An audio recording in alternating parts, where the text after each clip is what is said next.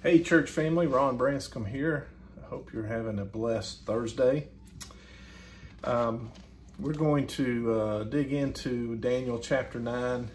I really need like a whole week of about 2 hours each day to just break down all of Daniel 9 because there's some really interesting things in it.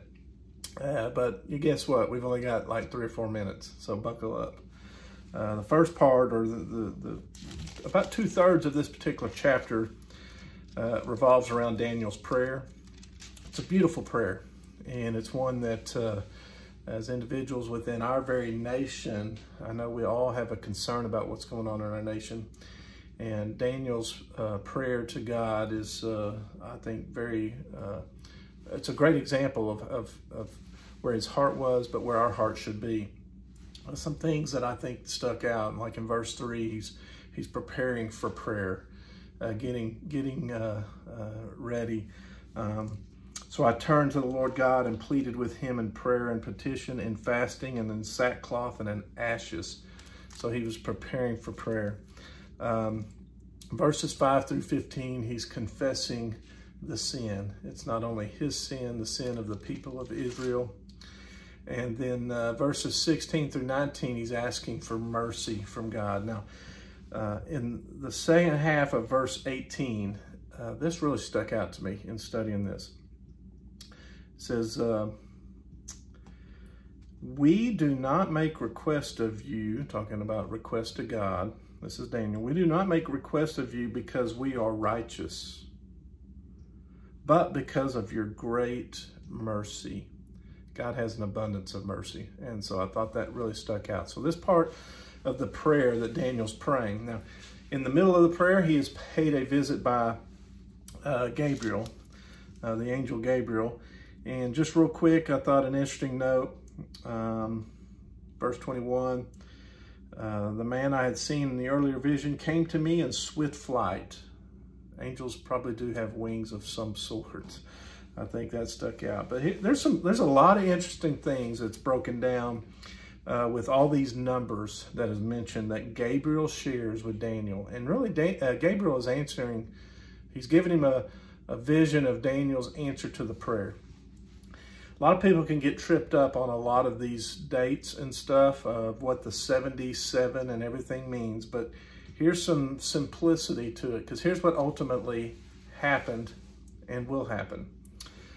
Israel's sins will be forgiven. The city of Jerusalem will be rebuilt. The temple and its ministry will be restored. We know that with the decree for Nehemiah to go back and build. But a lot of that too is all because of the atoning death of Jesus Christ. And so with that, there's a mention of a time period here, and it's broken down into 483 years. And when you do that calculation, I know Bob Billingsley probably knows how to do this calculation. There's been a lot of theologians that have backed into this.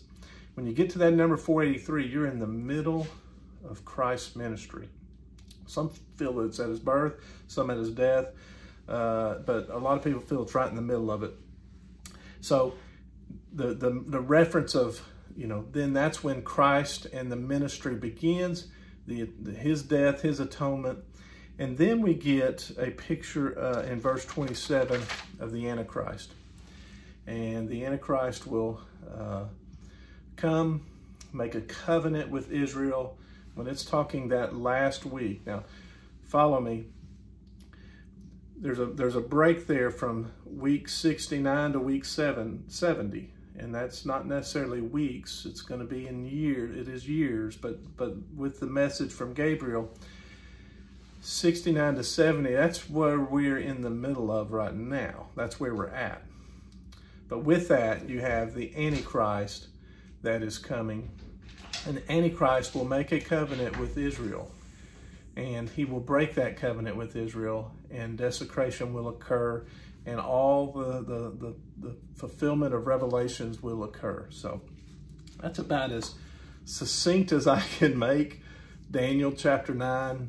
I pray that you have a blessed day. Go study it. Go study this chapter. This is interesting. It's very prophecy that's been fulfilled, and will be fulfilled. Take care. God bless.